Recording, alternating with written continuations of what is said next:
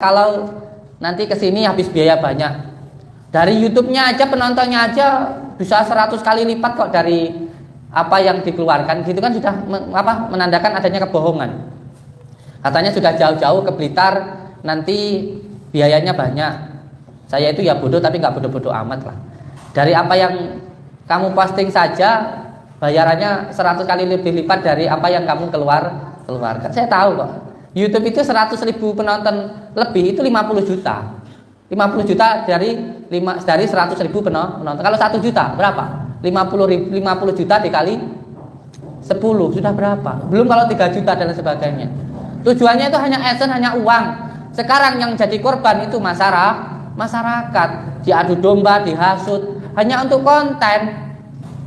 Saya katakan hanya untuk konten, bukan pembuktian. Bukan. Saya bisa menunjukkan video rekamannya ketika saya teleponan sama beliau itu. Ini habis, Pak. Assalamualaikum warahmatullahi wabarakatuh. Saya salam kembali untuk subscriber lover ya. Untuk semua saudara-saudaraku subscriber lover dimanapun berada. Semoga yang subscriber lover juga yang ada di sini deh semuanya. Semoga panjenengan semuanya selalu dalam lindungan Allah Subhanahu wa taala. Mendapatkan rezeki yang berkah, barokah, berlimpah. Bisa untuk beribadah. Amin. Mesti tujuannya buat nikah aja. Itu ya di belakang itu pengen nikah. Mendapatkan rezeki yang berkah, barokah, berlimpah. Bisa untuk beribadah. Bisa untuk pergi ke Mekah, ke Madinah. Sisanya bisa buat beli sawah, bikin rumah mewah, beli mobil mewah, dan menjadi keluarga yang sakinah, mawadah, warahmah, mendapatkan keturunan yang soleh dan solehah. Amin. Amin ya robbal. Wah, ini belum Bapak Ibu. Yang komentar banyak. Alhamdulillah. Monggo, yuk, monggo yang mau berkomentar. Komentar yang baik boleh, komentar yang nggak baik juga boleh, nggak apa-apa, semuanya boleh. Karena di dunia ini yang namanya suka atau yang namanya tidak suka itu pasti ada. Sebaik-baiknya kita pasti ada yang tidak suka. Dan sejelek-jeleknya kita pasti tetap ada yang suka. Contoh siapa? Walaupun kita jelek, hitam, mentekil, tetap suka siapa? Adalah Ibu Ki. Tenan. Saya itu bawa modal gimana pun, walaupun saya itu kurus, hitam, tapi kata ibu saya itu anak yang paling ganteng. Sebabnya anak yang laki-laki ya cuma saya. Nggak ada yang lainnya, cuma saya. Maka saya katakan, cinta yang paling sempurna itu hanya ada di dalam diri orang tua. Selain dari cintanya orang tua, di dunia ini tidak ada cinta yang sempurna. Cinta yang sempurna hanya ada di dalam diri orang tua. Pacarmu sing mbok bela-belani, lek ditelepon pacare, yang jemputan aku jam 1 bengi budal. Yang aku tambahno baju, mbak orang di duit ya utang-utang. Dikongkon ibuke tuku terasi ngene, "Le tuku terasi." Sik to, Bu. Repot ya, dolanan game. Orang yang sampean bela-belain, yang sampean usahain, yang sampean lakukan apapun yang sampean bisa, itu loh cintanya nggak akan sebesar cinta orang tua. Karena pasti cinta kalau selain dari cintanya orang tua, ada sesuatu hal yang membuat orang itu cinta. Dalam arti ada cinta yang bersyarat. Mungkin karena sampean itu cantik. Kayak ayu rame sapa to kae? Ya Allah. Tenanan wedok. Wedok ya makane ayu ya. Lanang lak yo ganteng teh wis nani bojoku kok. Iki mbak ya ayu tenan. Pasti ada sesuatu hal yang membuat orang itu mencintai kita. Pasti itu kalau bukan orang tua kita. Mungkin karena kita itu ganteng, kayak saya ini ganteng. Makanya orang itu suka terhadap diri kita. Atau mungkin karena kita itu kaya mungkin. kayak monyet. Atau mungkin juga karena kita ini kerja keras, karena kita ini santun, karena kita itu baik, karena kita itu gagah dan lain sebagainya. Pasti ada syarat-syaratnya. Itu kalau cinta selain dari cintanya orang tua. Tapi kalau cintanya orang tua itu tanpa syarat. Mbok sampai nelek medekil ireng ngentutan sepanggah paling ayu, paling ganteng. Itulah cintanya orang tua, itu adalah cinta yang sempurna. Makanya sampean sebelum sampean itu menyatakan cinta kepada pacarmu, kepada kekasihmu, oh sayangnya anakku ini masya Allah, nyatakan dulu cintamu kepada orang tuamu. Hidupmu bagaimana ke depan tergantung bagaimana cintamu terhadap orang tuamu. Nggak akan berpengaruh cintamu ke pacarmu, cintamu ke kasihmu, itu nggak akan berpengaruh di dalam hidupmu. Tapi cintamu kepada orang tuamu ini nantilah yang akan menentukan hidupmu. Kalau kamu benar-benar cinta kepada orang tua, maka nanti Allah benar-benar akan cinta kepadamu. Kalau kamu benar-benar sayang ke orang tuamu, maka Allah akan benar-benar sayang kepadamu. Kalau kamu pengen hidupnya bahagia, maka bahagiakanlah orang tua. Ojo bahagia di pacarmu sik to sayang. Keri kuwi. Saiki sing penting ngaji sing tenanan. Sampean mondok sing senan. Ngajinya benar-benar dilakukan walaupun kecil, seperti alala tanalul ilma illa bisitatin saumbi ka'an majmu'iha bibayani ilingon dah hasil ilmu. Ya kayak gitulah. Itu sedikit tapi nanti pada akhirnya akan berdampak besar di dalam kehidupan diri panjenengan. Apalagi terus wah konser nih aku asik jadi artis tenanan nih aku. Mergo aku diserang artis, saya aku jadi artis ini. Siap. Saya diserang sama artis, terus sekarang saya jadi artis ini ya. Siap. Saya yo heran loh kadang-kadang Bapak Ibu. Aku wong kampung, tukang rosok, kerjaanku golek rosok, iso sampai disebut jenengku sampai artis loh. Pernah luar biasa. Luar biasa enggak aku? Luar biasa. Tenan. Sampai saya disebut sama Deddy Kombuser. Wah, Masya Allah, demi Allah saya itu, demi Allah. Sama sekali nggak sedih, saya itu sama sekali tidak sakit hati, atau saya itu merasa nggak enak, nggak, saya itu malah seneng ya. Saya itu malah seneng. Apalagi saya barusan disebut sama Deddy Kombuser. Saya loh ya, wong kampung gitu, kerjaan yang ngerosok, ya seorang petani, cuma kerjaan yang neng pondok atau sekolah. Saya sanawiyah aja nggak tutup. Kampung nek Blitar iso disebut karo Deddy Kombuser lah. Luar biasa. Mantap. Alhamdulillah barakallah, tak nikmati aja. Ini alhamdulillah suatu nikmat Allah yang luar biasa. Panjenengan anak-anakku semuanya, ketika kita disebut sama orang, entah itu disebut sesuatu hal yang baik ataupun enggak baik, enggak akan ada pengaruhnya untuk diri kita ya. Ketika kita dikatakan disebut dengan hal-hal yang buruk, alhamdulillah sama lek diomongke wong elek, seneng kok. Karena apa? Ketika panjenengan dikatakan jelek sama orang lain, contoh sampean tak rasani. Kalau sing jenengane Paijo, hai wonge tukang ngapusi kae. Tapi kowe enggak tahu diapusi. Oh. Bapaknya kowe tak omong ngono, semane ini nih Kang Mahindra nih. Aku ngomong karo Kang Sultan. Kang, akal lho si Mahindra kae tukang ngapusi. Tapi aku ora tahu diapusi. Tapi aku ngarani ngapusi. Sing repote meneh menuduh menipu, tetapi ketika suruh membuktikan siapa yang ditipu, mana buktinya nggak bisa. Ini lucu luar biasa. Tapi ya beginilah manusia, namanya dunia entertain.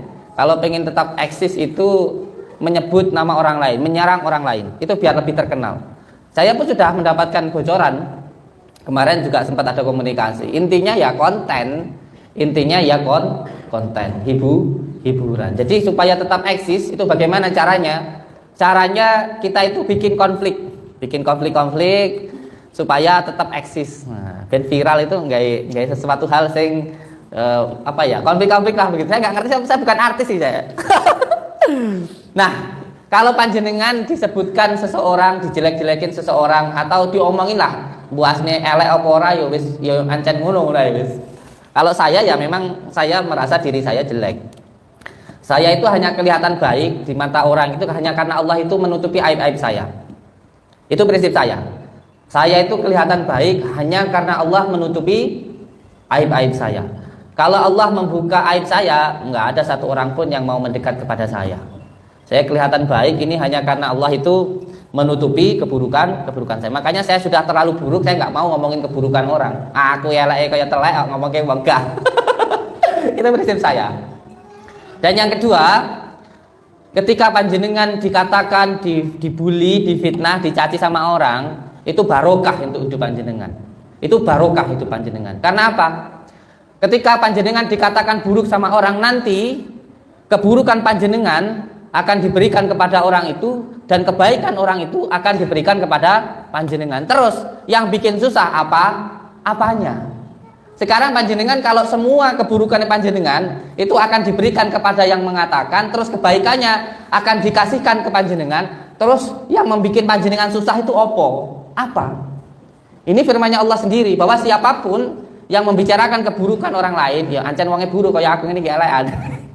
Kok diomong keeleke, kok diomongin buruknya, nanti keburukan saya akan diambil alih oleh orang itu dan kebaikan orang itu akan diberikan kepada kita. Terus susah ini ngendi? Nggak ada yang harus membuat kita susah. Harusnya kita senang. Harusnya kita senang. Jadi ketika panjenengan semuanya mendapatkan ujian dari Allah, ujian itu ada dua hal. Ada kesedihan dan juga ada kesenangan. Wes diterima. Wong urip iki mung tinggal nglakoni alur cerita yang sudah diberikan oleh Allah. Kita hidup ini tinggal menjalani alur cerita yang diberikan oleh Allah. Cara basa Jawane trima ing pandum ngono ae. Wes to. Selama panjenengan hidup, selama itu juga panjenengan akan selalu dibicarakan sama orang. Sampean ya, nanti nggak kerja, katanya males kerja. Giliran sampean kerja terus katanya nggak serawung sama tetangga. Sampean nggak punya katanya males kerja. Nanti sampean kerja katanya punya pesugi. Wes ngono repot.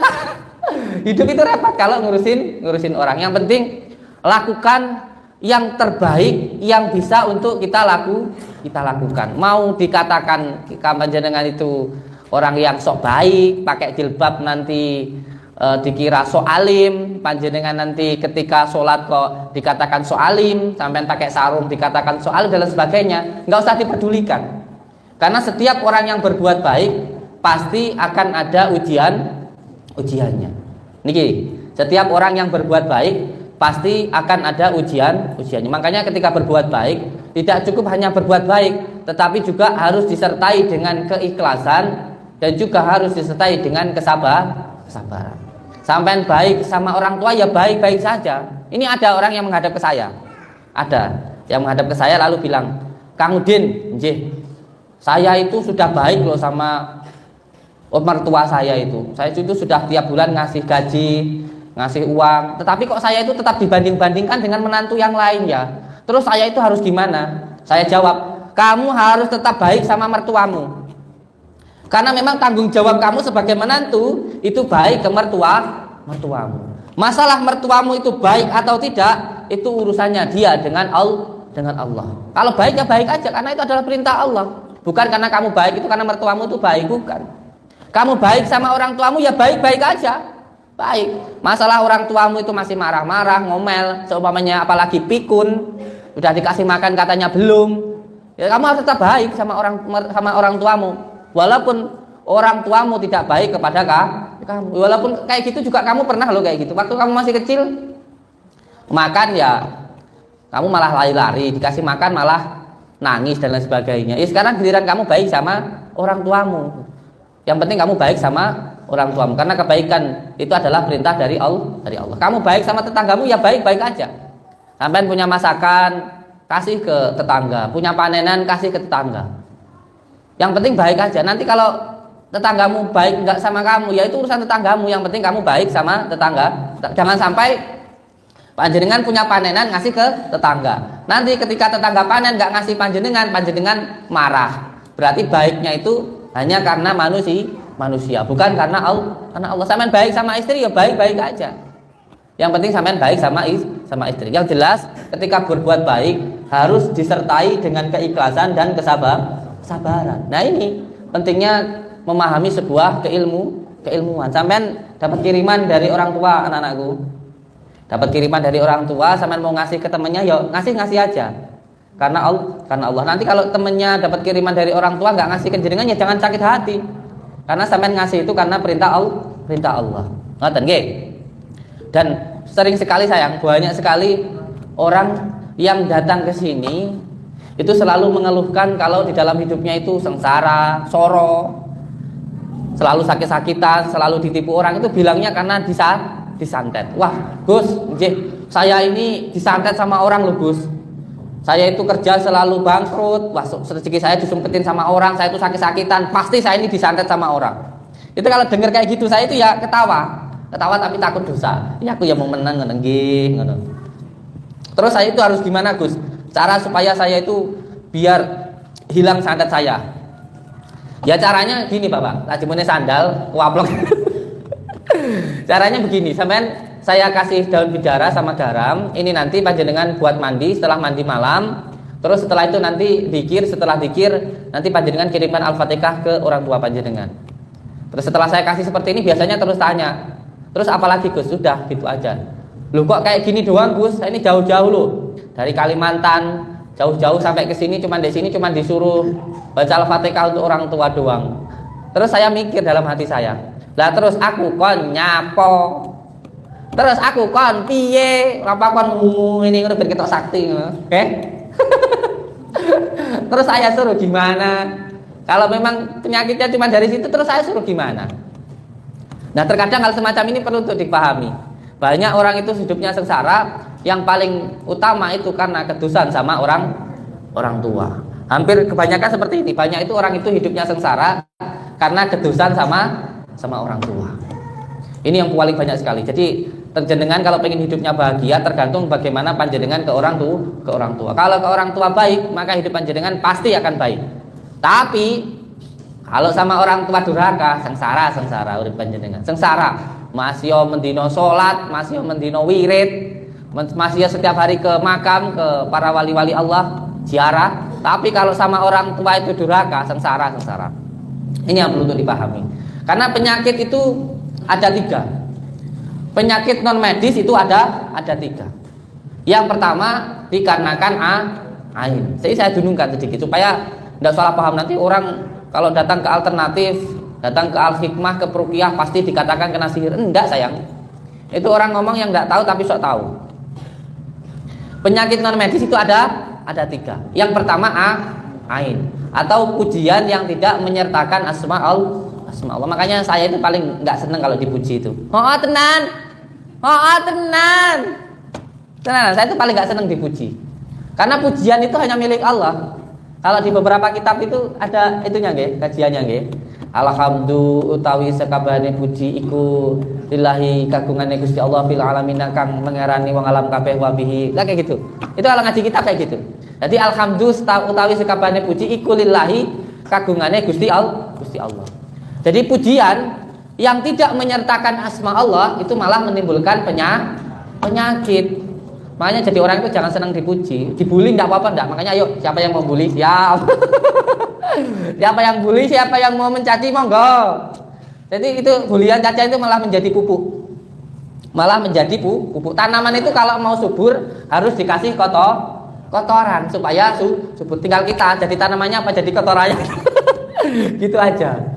Dan setiap sesuatu hal yang menimpa diri kita itu adalah yang terbaik untuk diri kita. Bisa jadi itu untuk menaikkan derajat kita. Wah, contohnya saya nggak mungkin disebut jadi komposer kalau nggak diserang sama konten. Kalau kita nggak pernah nyebutin nama orang, kalau orang itu nyebut nama kita, berarti kita ada di atasnya. Gitu aja. Jadi penonton dari supporter itu enak. Tinggal bengok-bengok. Oh, kayak ngapusi, kayak goblok, kayak cengong, ngono enak dari supporter nggih. Jadi supporter penonton tuh enak, tinggal kayak goblok, kayak cengong, kayak nipu, kayak ngapusi, tapi padudane sapa sing diapusi ora ngerti. Plongo. Kono sing nuduh malah kene kon sing buktekne kan cengong. Astagfirullahaladzim. Kono sing nuduh, kene sing kon buktekne. Kamu tak tuduh nyuri, tapi yang tak suruh buktikan itu kamu sendiri gitu loh. Saya nuduh kamu itu pencuri, Tapi saya itu nyuruh kamu untuk membuktikan. Masuk akal nggak? Aneh nggak? Astagfirullahaladzim. Innallahurrahim. La haula wala quwwata illa billah. Jadi lucu-lucu. Jadi supporter tuh enak, karena jadi supporter itu cuma ngomong. Tadi penonton tuh enak. Kowe cengok, kowe goblok, kowe nipu gitu enak. Yang paling penting pemainnya itu harus fokus pada apa yang dia kerjakan. Kalau dia main sepak bola, yang penting kamu fokus bermain sepak bola itu dengan sebagus-bagusnya. Buktikan kalau kamu itu bisa bermain dengan baik, dengan benar, nggak nipu, kamu nggak bohong kayak gitu. Sehingga omongan supporter yang anak-anak itu yang tadinya membuli bisa terputar, yang tadinya menghina bisa bersorak. Itu aja sudah tugas kamu itu. Jadi kamu jangan sampai terpengaruh dengan omongan supporter. Kalau kamu lagi main bola, gitu, terus ada supporter yang teriak, "Weh ngapusi," gitu. Apa kamu itu bohong gitu? Kamu tuh mainnya curang kayak gitu. Terus kamunya itu tiba-tiba berdiri, berhenti terus nyauri, membalas omongan itu. "Orang kok, aku orang ngapusi." Gitu. Ayo balumu dijemuk liane. Ya gagal ke main sepak bola. Jangan sampai terpengaruh. Sampai itu selama hidup pasti akan ada yang namanya orang tidak suka. Namanya kita itu hidup, apapun yang kita lakukan pasti ada saja orang yang tidak suka. Makanya diomong orang itu udah biasa. Selama kita hidup tuh mati diomongin. Kamu nggak kerja, katanya males kerja, katanya nggak serawung tetangga. Nggak punya uang, katanya kamu males kerja. Punya uang, katanya kamu punya pesugihan. Gitu aja. Terus selama hidup kamu itu masih akan terus diomongkan sama orang. Nggak apa-apa. Namanya orang ngomong, orang kelong kayak nyampo. Tergantung diri kita. Kalau diri kita itu dikatakan bodoh, kitanya marah, ya berarti sama halnya ketika kita digodain anak kecil kok marah, berarti kita jadi kecil. Makanya panjenengan sini pendekar dari beberapa perguruan yang ada di sini, santri-santri, kalau sampai sudah benar-benar jadi pendekar, kalau sampai itu sudah benar-benar menjadi warga, sampai itu ditantang sama orang nggak akan melayani. Karena kalau ditantang orang masih melayani itu berarti belum benar-benar menjadi pendekar.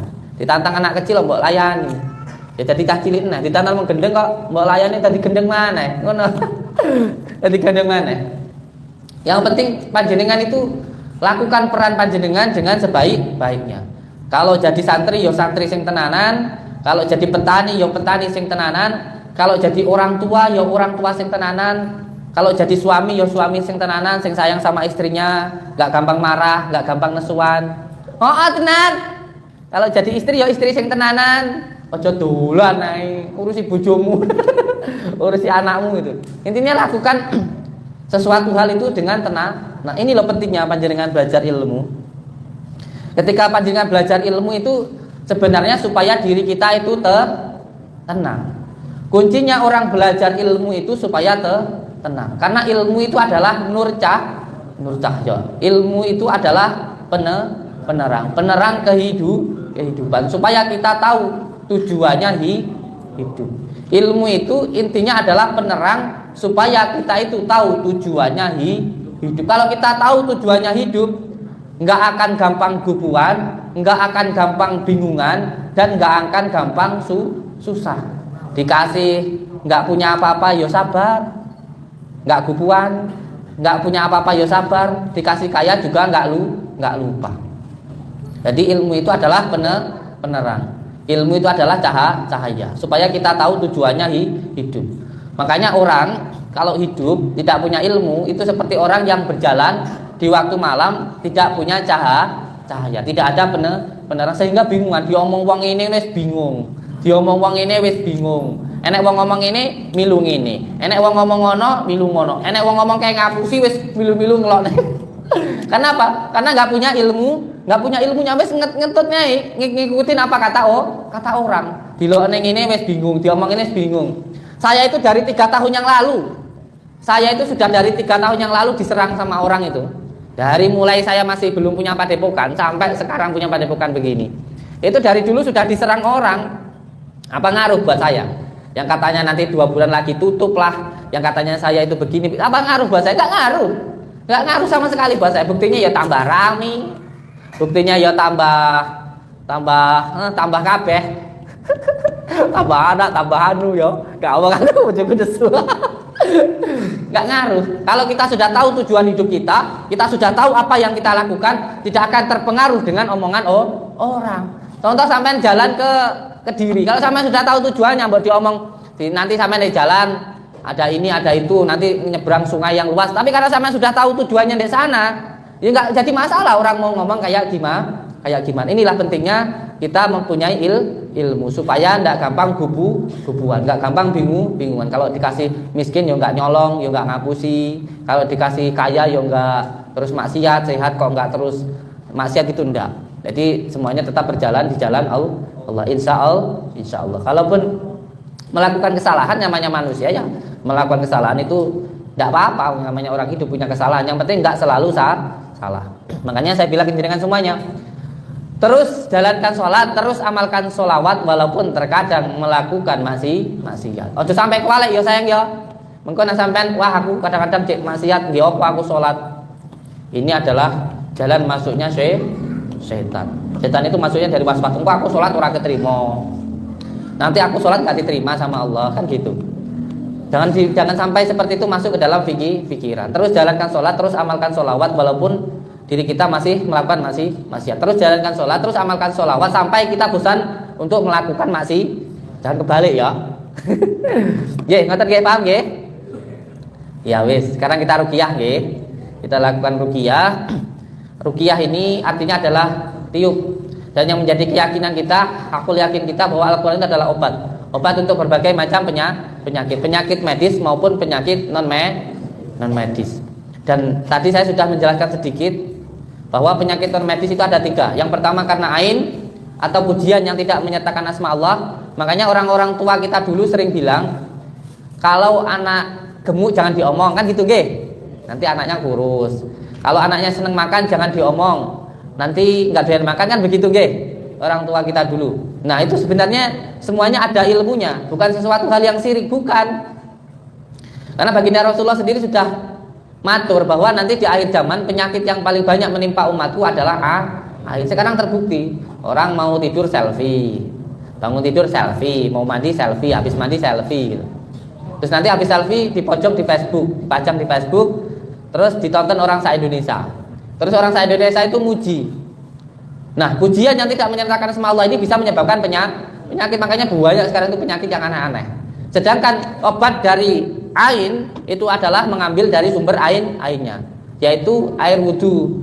Orang yang memuji tadi, sumber airnya tadi ditampung lalu dibuat mandi orang yang terkena ain. Lah terus sekarang kalau yang memuji itu orang se-Indonesia gimana?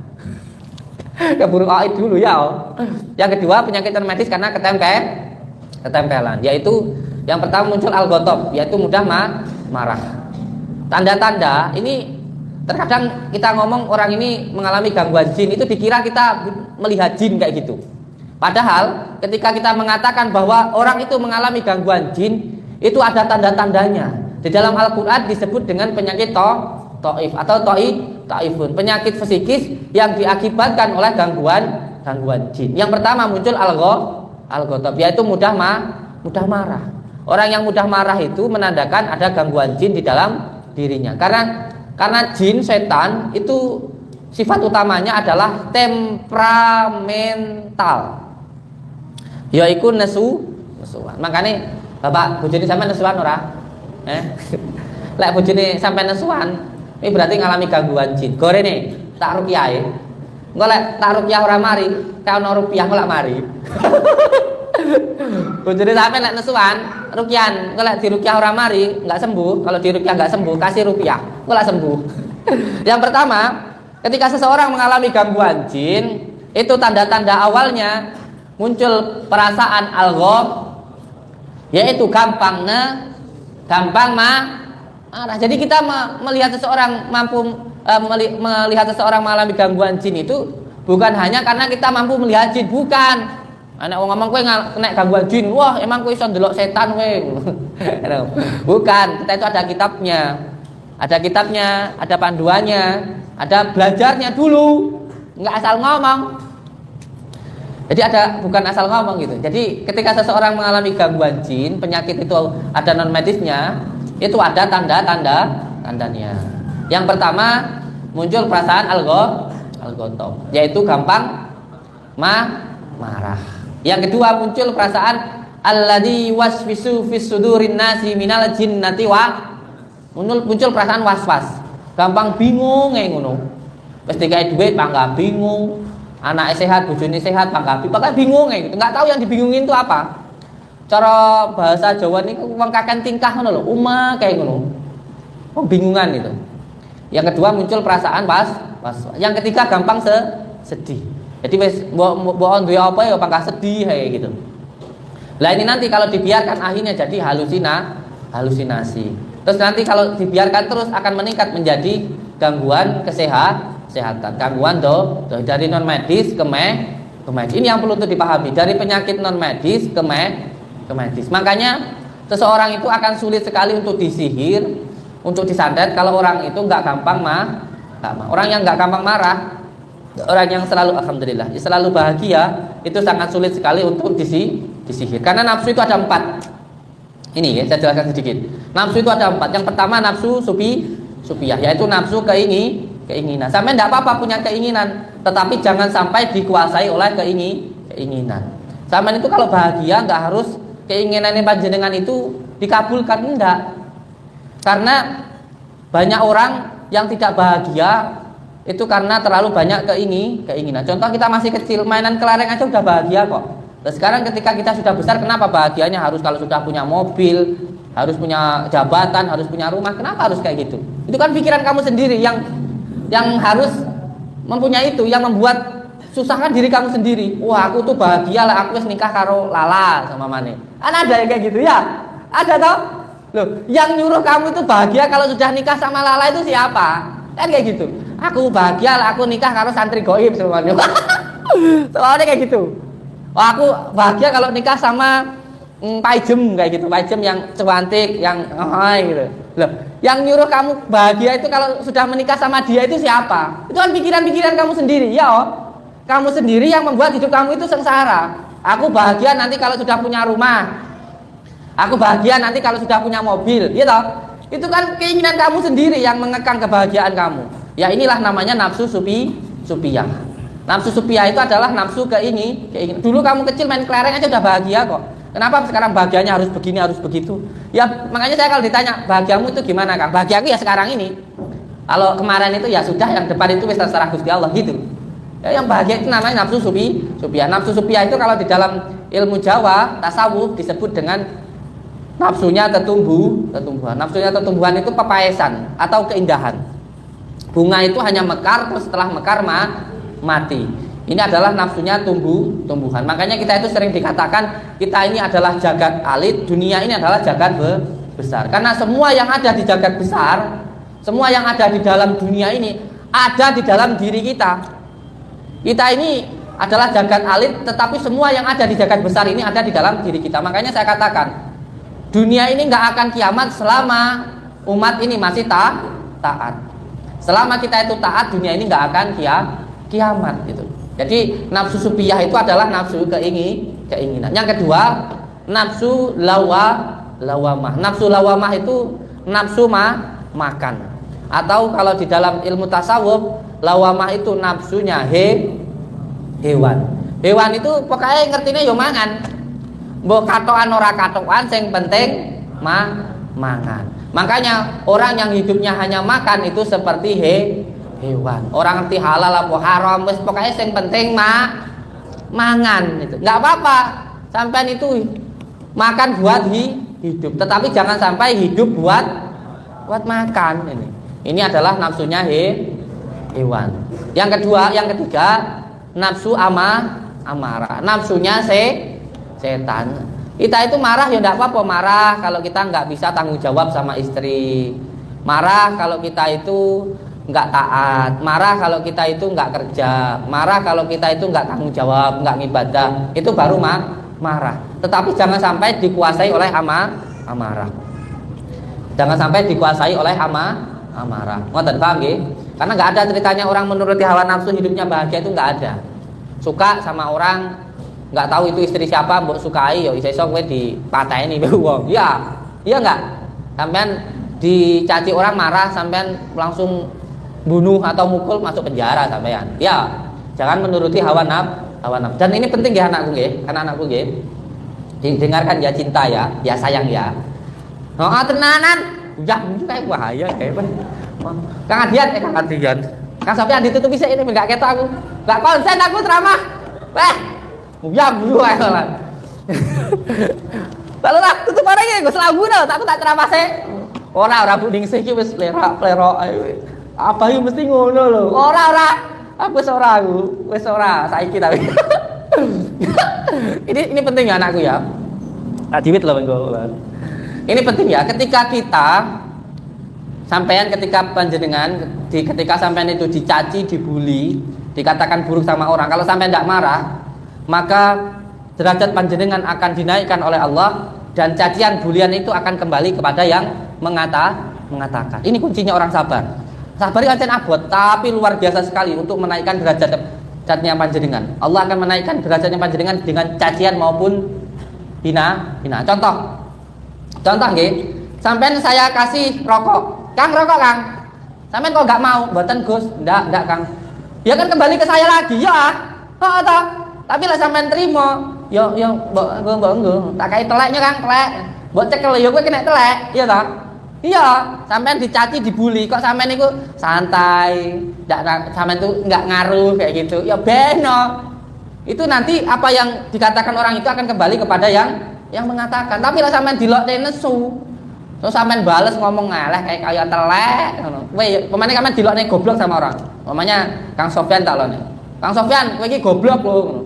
Terus Kang Sofian ini enggak marah, sabar gitu. Nanti gobloknya itu balik ke saya sendiri, kepada yang mengatakan. Tapi kalau Kang Sofian dikatakan bodoh kok marah, ya enggak enak hikmah apa-apa yang didapat nih, kecuali hanya menuruti hawa nafsu. Iki loh kuncinya orang belajar ilmu hikmah itu enggak gampang, Kang.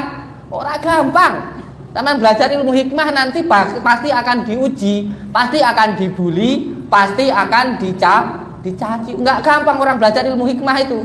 Semua orang yang belajar ilmu hikmah itu pasti akan mendapatkan ujian. Setiap orang yang berbuat baik pasti akan diuji. Biar kita tahu apakah ketika kita melakukan sesuatu hal yang baik itu karena Allah, hanya karena manusia. Ini nanti pasti diuji.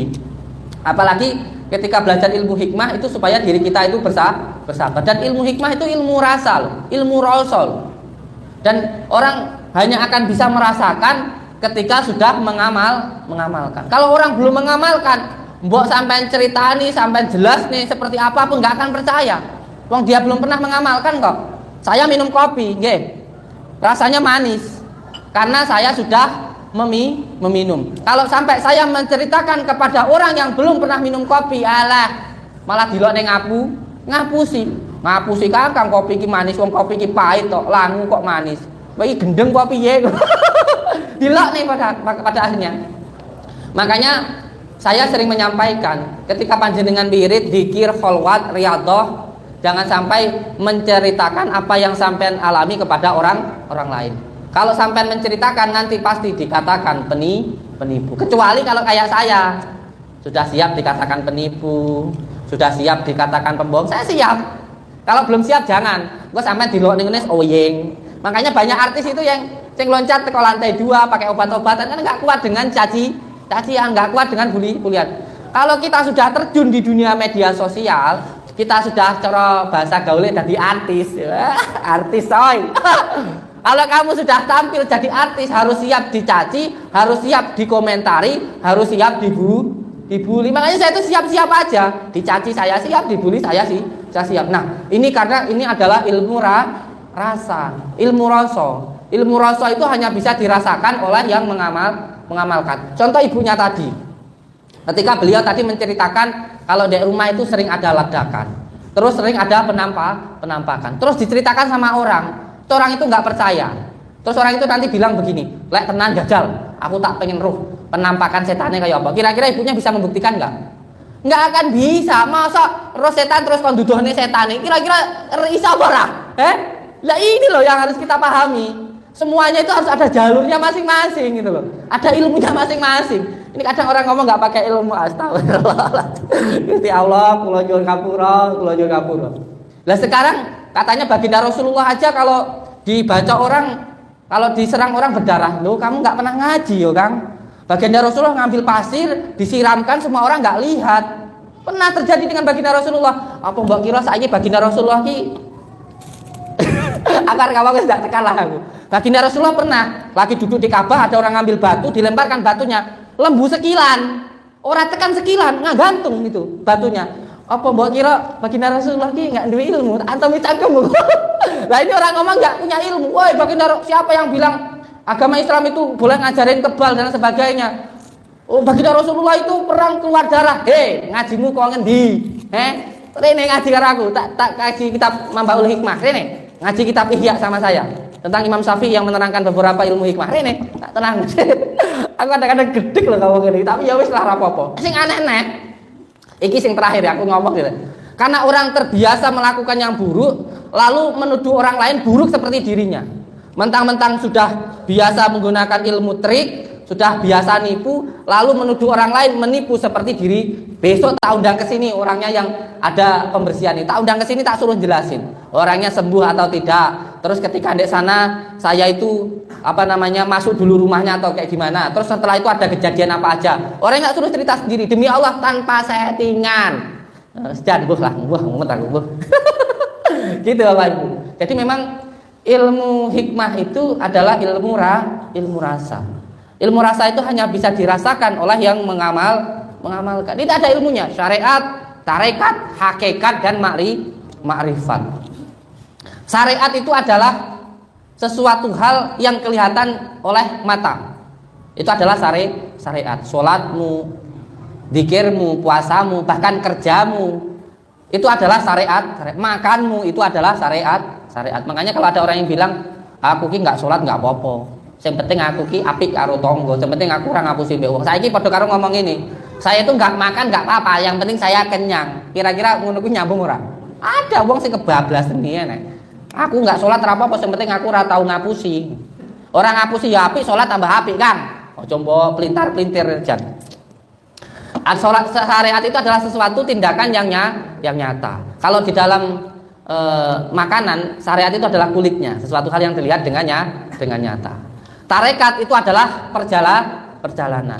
Ngoncai buah jeruk itu adalah tarekat. Hakikat itu ketika merasakan. Nah, ketika sampean sudah merasakan jeruk itu kecut atau manis ketika sudah memakan. Nah, ketika sampean itu sudah memegang kulitnya, syariatnya, sampean itu sudah membuka jeruknya, sudah memakannya, itu adalah tarekatnya, perjalanannya. Kalau orang Jawa bilang tirakatnya, bahasa Arabnya torekohnya, sudah mencainya. Dan ketika sampean sudah memakan, merasakan, itu adalah hakikatnya ngerasa nih kalau jeruk itu kecut itu setelah sampean merasakan. Nah, sampean setelah merasakan tumbuh hakul yakin karena sampean sudah megang, sudah mencai, sudah makan, akhirnya sampean yakin kalau jeruk itu kecut, itulah namanya makrifat.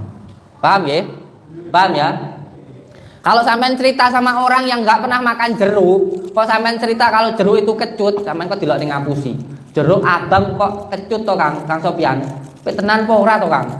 Sebab dia belum pernah makan.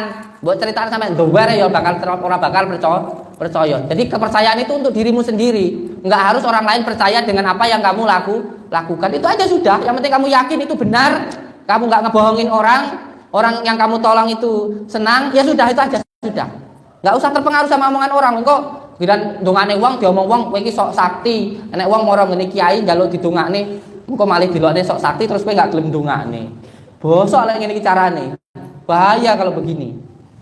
Jadi syariat itu kalau di dalam ilmu tasawuf perumpamaannya seperti buah jeruk, kulitnya itu adalah syariatnya, ngoncainya, ngupasnya itu adalah tarekatnya, dan memakannya, merasakannya itu adalah hakikatnya. Dan setelah sudah mencai, sudah mengupas dan memakan, sudah merasakan kalau jeruk itu kecut maupun manis, disebut dengan makrifat. Paham ya?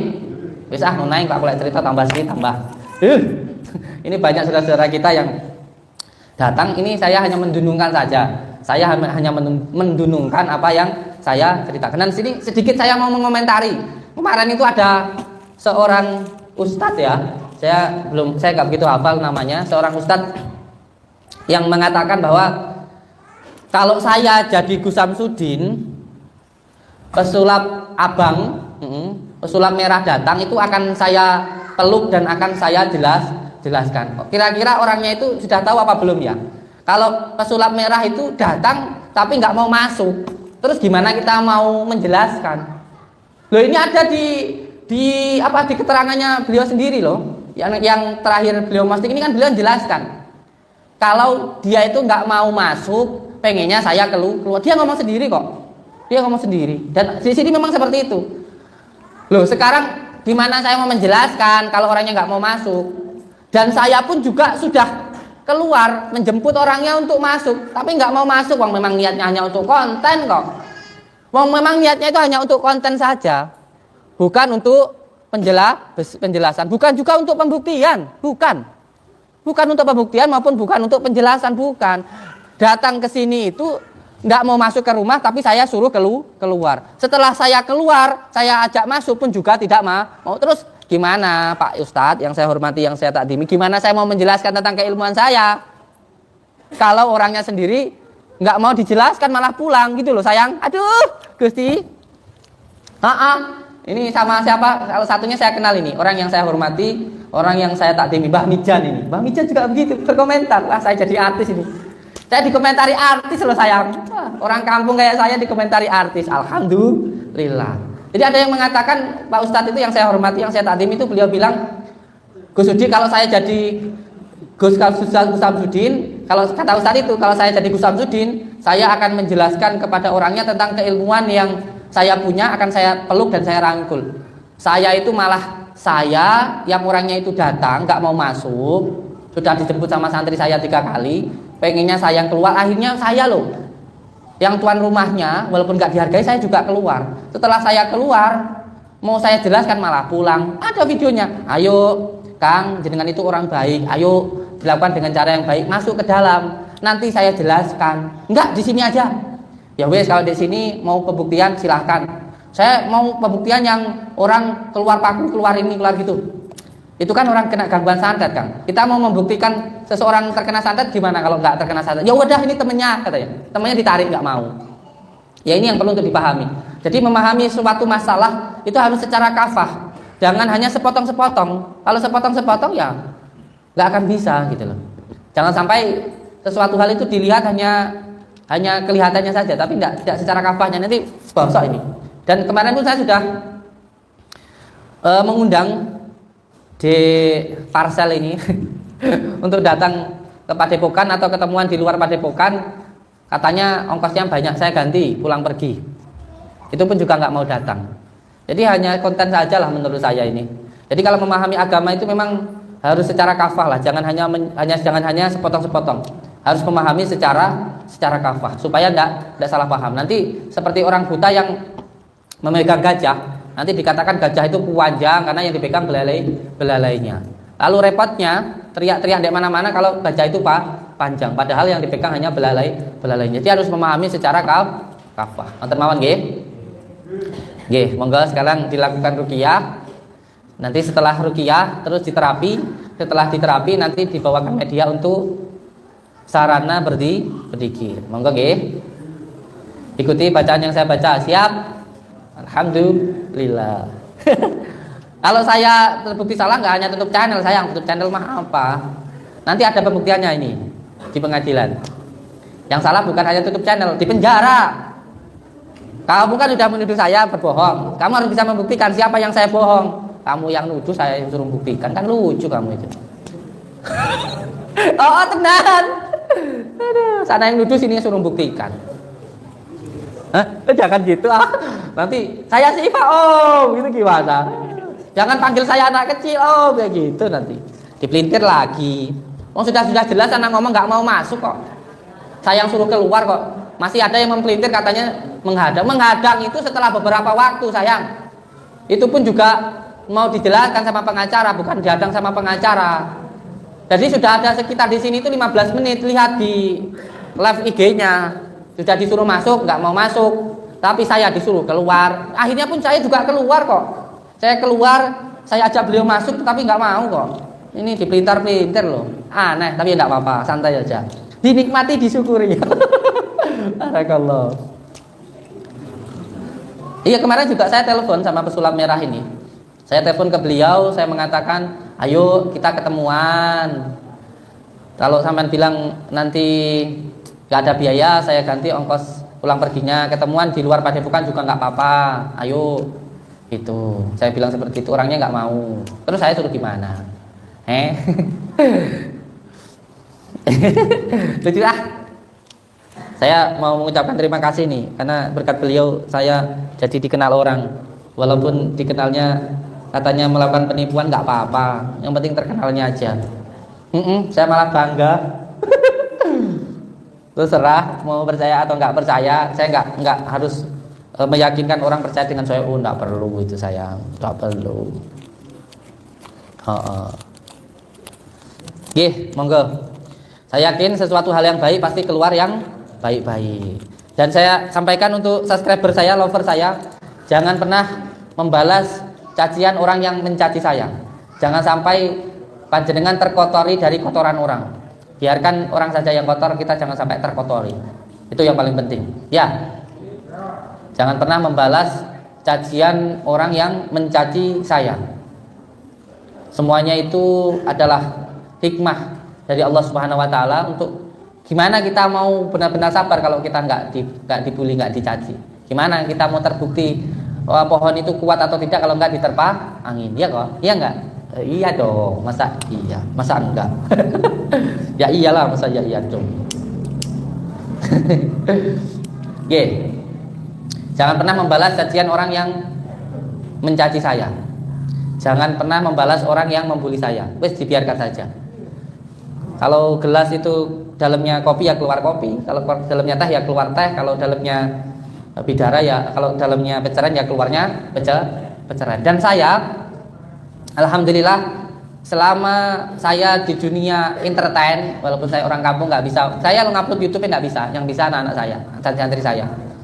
Selama saya di media sosial, saya tidak pernah menjelekkan siapapun, saya tidak pernah mengganggu siapapun, dan saya sama sekali tidak pernah menjatuhkan siapapun. Kalau ada orang yang menyebut nama saya, berarti saya lebih ada di atasnya. Kalau ada orang ngomongin panjenengan, pasti panjenengan ada di depannya. Orang itu di belakang panjenengan.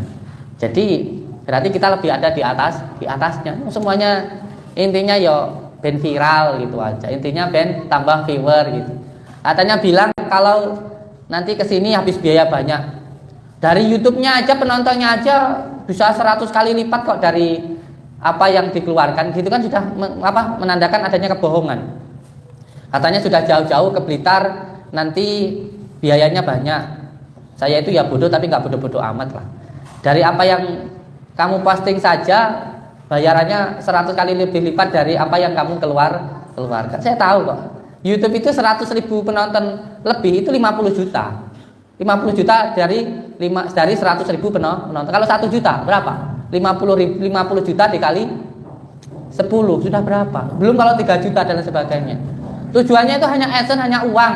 Sekarang yang jadi korban itu masyarakat. Diadu domba, dihasut, hanya untuk konten. Saya katakan hanya untuk konten, bukan pembuktian. Bukan. Saya bisa menunjukkan video rekamannya ketika saya teleponan sama beliau itu. Saya undang, yuk kita ketemuan di luar Padepokan, monggo, nggak mau. Ya hanya untuk konten sayang. Jadi ya masyarakat sekarang ini alhamdulillah pintar lah, cerdas-cerdas lah. Hanya beberapa saja yang masih terhasut, terkotori dengan omongan yang hasutan sebuah tontonan. Ini hati-hati. Tontonan kalau hanya menghancurkan, menimbulkan kebencian dan masih banyak yang terhasut, ini kasihan sebenarnya. Harusnya tontonan itu yang memberikan tuntunan. Memberikan tuntunan yang baik. Sekarang saya ngelawan dukun santet pakai Allahu Akbar, katanya berkedok agama. Apa iya? Saya tanya. Ngelawan dukun santet sambil bilang pincu, ngono. Ngelawan dukun santet sambil bilang gak, ngono. Iya. Ngelawan dukun santet sambil bilang ngono, mambu, ngono. Ya. Apa saya harus kayak gitu? Main film sambil kayak gitu? Wong sekarang kita itu ngasih tunjuk bahwa asma-asma Allah ini lah bisa, memang iya. Kalau kita memahami asbabun nuzulnya surat Falaq, An-Nas turun itu apa? Karena baginda Rasulullah disihir. Terus kalau kita pakai itu, katanya kita berkedok agama. Aduh, besok tak gantilah channel YouTubeku, tak ganti Paijo. Terus saya kalau ngelawan dukun santet nggak pakai asma Allah ya. Jadi kalau ngelawan dukun santet bilangnya pinco, ngono ya. Mambu, apa? Gak, ngono. Ngelawan santet kayak gitu. Lah ini kan bahaya ini. Bahaya. Padahal sama-sama kreator YouTube loh. YouTube itu tujuannya cuma satu lah, di mana-mana itu semua orang tahu lah. Tujuannya itu ya hanya AdSense. Tujuannya itu ya tontonan, ya hiburan gitu loh sayang. Tontonnya ibu, semua ilmu yang dipertontonkan, semua yang dipertontonkan itu hiburan. Itu hiburan. Aduh, saya nggak usah ngomong panjang lagi ini salah lagi saya ngomong.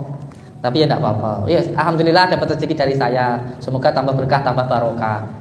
Iya, banyak orang yang nyebut-nyebut nama saya bisa dapat rezeki, alhamdulillah. Karena mereka nggak bisa berkreasi, nggak bisa berkarya, bisanya menyerang orang. Ya, itu hasil makan mereka. Tapi barokah enggaknya ya itu urusan mereka lah gitu. Ya alhamdulillah, kamu kalau pakai nama saya kan penontonnya banyak. Kalau nyerang saya kan penontonmu banyak. Ya teruskan, lanjutkan. Alhamdulillah saya bisa memberikan rezeki untuk orang lain. Lanjutkan. Oke, moga sekarang ruqyah. Ruqyah ini yang pertama harus yakin dulu, hakul yakin bahwa Al-Qur'an itu adalah syifa, obat untuk penyakit medis maupun non medis. Terserah orang mau bilang berkedok agama atau apa, yang penting ya kita yakin dengan apa yang kita lakukan itu aja ya. Paham ya? Dan saya meruqyah ini nanti kalau ada yang muntah, ada yang keluar rambut, ini nanti ada atau siapalah begitu ya. Kalau itu dikatakan apa, istilah kamu lah. Yang penting saya hanya mendoakan. Saya hanya mendoakan. Hasilnya saya pasrahkan kepada Allah. Di dunia ini nggak ada orang yang sakti, itu nggak ada. Senani bojo wedi kono sakti, padha-padha mangan sego sakti opo. Coba kalau dia benar-benar ngomong pembuktian, ngomong punya ilmu hipnotis, coba suruh hipnotis saya. Kan ngomong saya ahli hipnotis, bisa hipnotis, coba hipnotis saya kalau kamu bisa. Terus kalau dia nggak bisa, apa saya bilang kalau dia itu nipu? Oh kamu ngapusin dua ilmu hipnotis, kayak gitu nggak? Enggak kan? Nggak pernah saya bilang kamu nggak bisa hipnotis saya, kamu nipu berarti ilmu nggak bisa bukti, nggak kan? Enggak, itu bukan tipe saya. Saya enggak seperti itu sayang. Sorry, kita lain prinsip ya. Saya nggak akan menjatuhkan orang. Gitu, paham? Dari sini sudah paham? Alhamdulillah.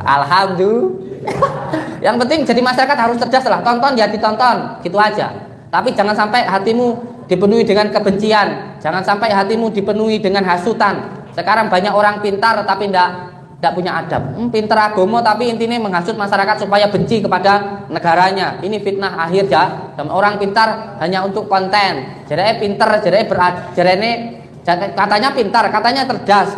Tapi masuk rumah orang nggak punya adab. Iya toh, pintermu sekolahmu piye toh Kang. Boh, umet aku ngomong yang ini. Tak gelem wah. Yuk, mulai ruqyah.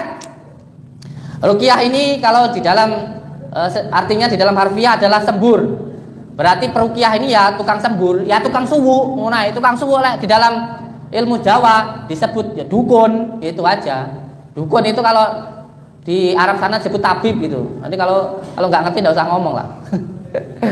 Jadi ini nanti disembur.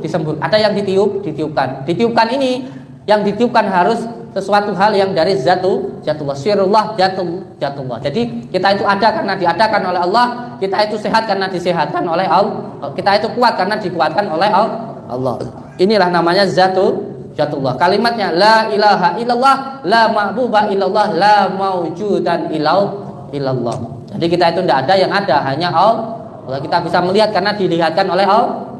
Kita itu kuat karena dikuatkan oleh Allah. Maka semuanya harus berpasrah diri kepada Allah. Makanya saya panjenengan tak kasih tahu. Saya tidak pernah bingung dengan siapapun yang datang minta didoakan seperti apapun, diobati seperti apapun. Karena saya yakin panjenengan datang ke sini itu sudah dikersakne Gusti Allah, dikersakan Allah. Maka saya mendoakan pun ya iso-isoku. Isone bismillah ya bismillah, alhamdulillah ya alhamdulillah. Mari ora iku kersane Gusti Allah. Makanya saya enggak pernah bingung apa-apa itu. Ngoten mawon ya. Yuk ruqyah. Alhamdulillah. Monggo, yuk komen. Yang suka yang enggak suka monggo komen. Alhamdulillah.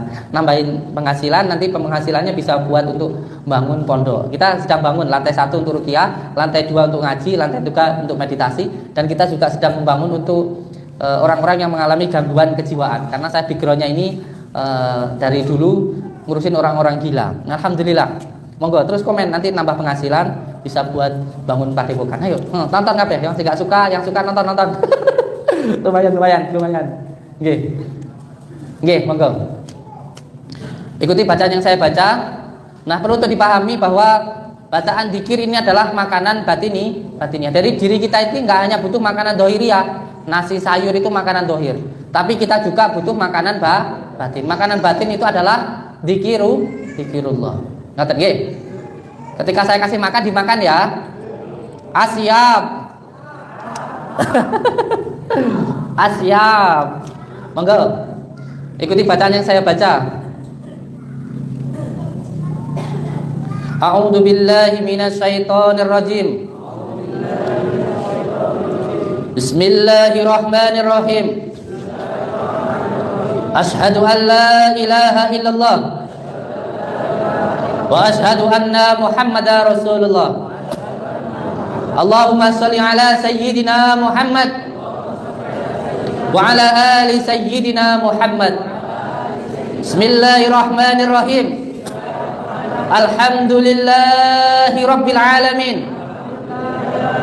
Allahumma shalli wa sallim wa barik ala sayyidina Muhammadin nuri dzati wasiri sari fi sairil asma'i wasifati wa ala alihi wa sahbihi wasallim. Ya Allah, Ya Rahman, Ya Rahim, hamba memohon ridha dan maunah-Mu ya Allah apabila di dalam diri saya, keluarga saya, usaha saya, rumah saya ada gangguan, ikatan, penyakit yang mengganggu, yang mengikat di dalam diri, keluarga, usaha, dan rumah saya. Hamba memohon ya Allah dengan izin dan ridha-Mu, dengan kalimat La ilaha illallah Muhammadur Rasulullah, dengan kalimat La ilaha illallah Muhammadur Rasulullah, dengan kalimat La ilaha illallah Muhammadur Rasulullah. Hilangkanlah ya Allah semua gangguan, ikatan, penyakit tersebut. Gangguan yang dikarenakan tempat, nasab, kurangnya taat maupun maksiat. Ikatan yang dilakukan oleh orang sebelum saya atau oleh saya sendiri maupun oleh orang lain. Penyakit yang disebabkan oleh ain, ketempelan maupun sihir. Dengan izin-Mu ya Allah, dengan ridha-Mu ya Allah, dengan kalimat La ilaha illallah Muhammadur Rasulullah, hilangkanlah ya Allah semua gangguan, ikatan, penyakit tersebut. Innama amruhu idza arada syai'an ayyaqula lahu kun fayakun, kun fayakun, kun fayakun. Subhanalladzi biyadihi malakutu kulli syai'in wa ilaihi turja'un. Allahu akbar, Allahu akbar, Allahu akbar. أعوذ بالله من الشيطان الرجيم. بسم الله الرحمن الرحيم. قل هو الله أحد الله الصمد لم يلد ولم يولد ولم يكن له كفوا أحد. بسم الله الرحمن الرحيم. قل هو الله أحد الله الصمد لم يلد ولم يولد ولم يكن له كفوا أحد. بسم الله. Kenapa kamu mengganggu mbaknya ini? Kenapa kamu ganggu dia ini? Nggak terima kenapa? Kamu mau bunuh mbaknya ini? Kalau kamu berani lawan saya dengan izin Allah. Siapa yang dengan izin Allah? Tidak ada satu makhluk pun di dunia ini saya takuti kecuali hanya Allah. Demi Allah. A'udzubillahi minasyaitonir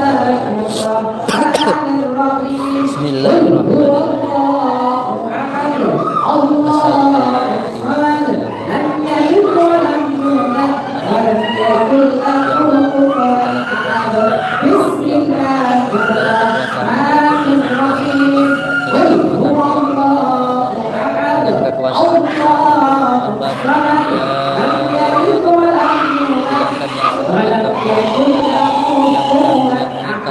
Tidak apa-apa. Kenapa kamu ganggu itu ini? Panas kamu dengar asma Allah. Kenapa kamu ganggu beliau? Kenapa kamu ganggu beliau ini?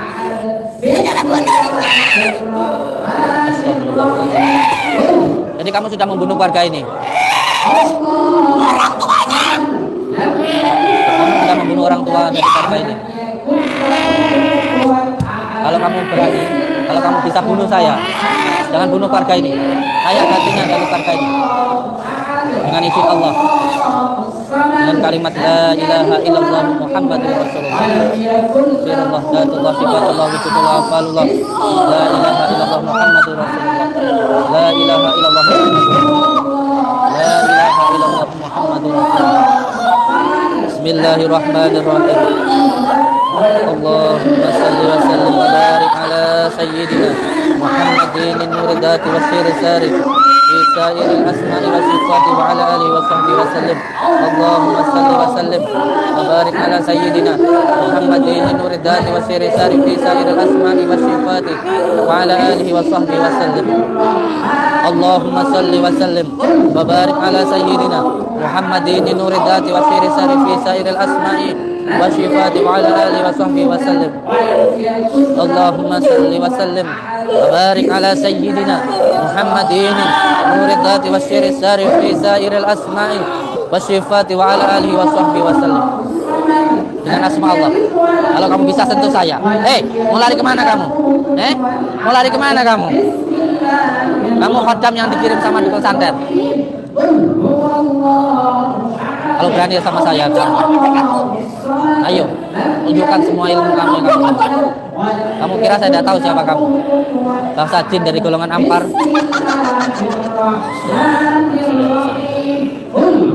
A'udzu billahi minasyaitonir rajim. Bismillahirrahmanirrahim. Asyhadu an la ilaha illallah wa asyhadu anna Muhammadar Rasulullah. Allahumma shalli ala sayyidina Muhammad wa ala ali sayyidina Muhammad. Allahumma shalli ala sayyidina Muhammad wa ala ali sayyidina Muhammad. Allahumma shalli ala. Saya tak ngelawan setan pakai mic aja. Saya tak pakai mic aja.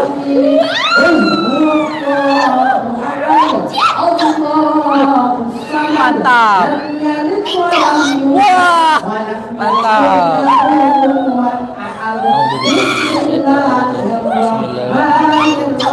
Asyhadu an la ilaha illallah wa asyhadu anna Muhammadar Rasulullah. Allahumma shalli ala sayyidina Muhammad wa ala ali sayyidina Muhammad.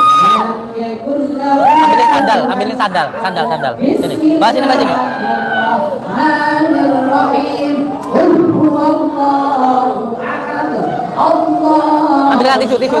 tisu bahas. Saya tak lawan setan pakai tisu aja. Ini orang-orang repot dengan media. Bismillahirrahmanirrahim. Asyhadu an la ilaha illallah wa asyhadu anna Muhammadar Rasulullah. Allahumma shalli ala sayyidina Muhammad wa ala ali sayyidina Muhammad. Allahu akbar. Allahu akbar. Allahu akbar. Allahu akbar. Allahu akbar. Allahu akbar. Bismillahirrahmanirrahim. Saya tak lawan setan pakai sendal aja. Bismillah. Mengantar nyawamu. Bismillahirrahmanirrahim. Asyhadu an la ilaha illallah wa asyhadu anna Muhammadar Rasulullah. Allahumma shalli ala sayyidina Muhammad wa ala ali sayyidina Muhammad. Allahu akbar. Allahu akbar. Allahu akbar.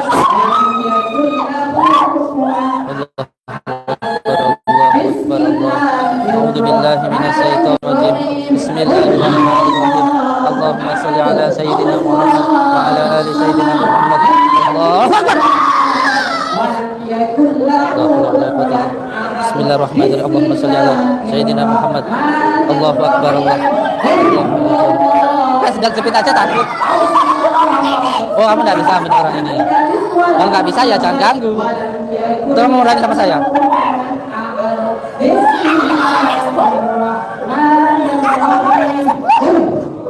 Kalau kamu nggak mau keluar, kamu akan berhadapan sama saya.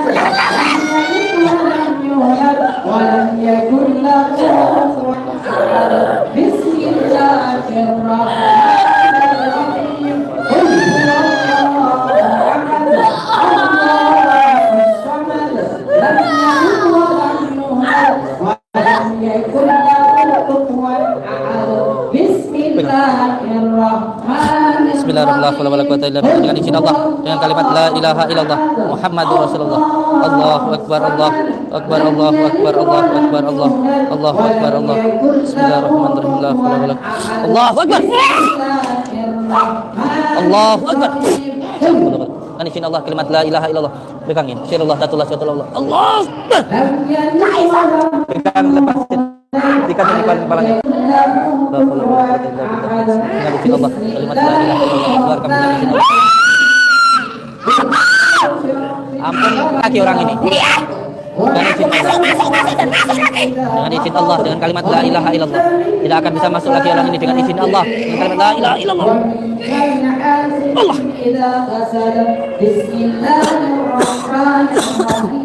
Allah.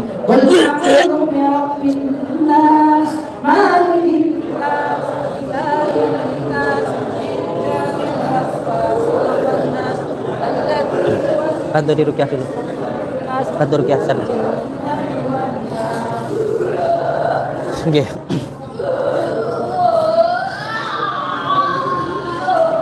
Beliau orang dari mana ini? Beliau. Dua orang itu dari mana? Beliau dua orang itu dari mana?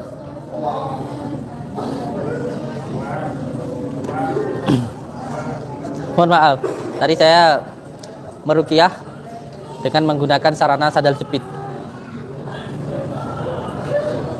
Itu hanya sarana saja, sababiah saja. Karena saya dulu pun juga pernah dikasih sebuah benda pusaka oleh kiai saya. Saya kira itu adalah mustika supaya saya itu bisa sakti mandraguna. Ternyata ketika saya lihat di dalamnya, ketika saya buka, itu telai ayam. Nah ini kan kadang orang yang nggak ngerti, dikatakan pengobatan dengan media sarana apapun itu trik dan lain sebagainya. Anda tidak tahu bahwa sebenarnya semuanya hanya sebuah sarana saja. Tapi yang penting kembali ke hitoh, kita menggunakan pengobatan dengan bacaan Al-Quran. Kalau sarananya bisa apa saja. Namanya pengobatan di dalam usul fikih itu dengan apapun tidak apa-apa. Bahkan dengan barang yang haram najis pun tidak apa-apa kalau memang itu untuk pengobatan.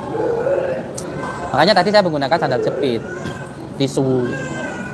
Nah, kadang orang yang ngerti itu ketika kita pengobatan dengan menggunakan sarana itu katanya trik dan lain sebagainya. Dan pengobatan itu bisa dengan menggunakan media apapun saja. Makanya saya tadi menggunakan sandal jepit. Karena nanti kalau saya pakai keris katanya apa gitu.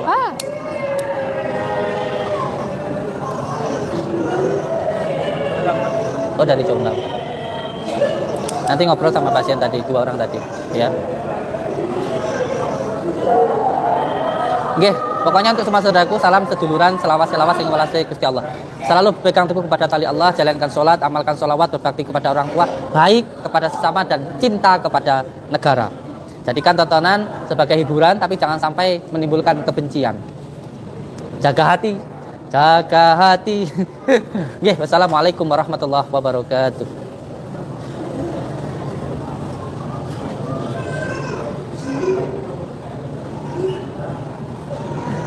Selesai sayang. Alhamdulillah.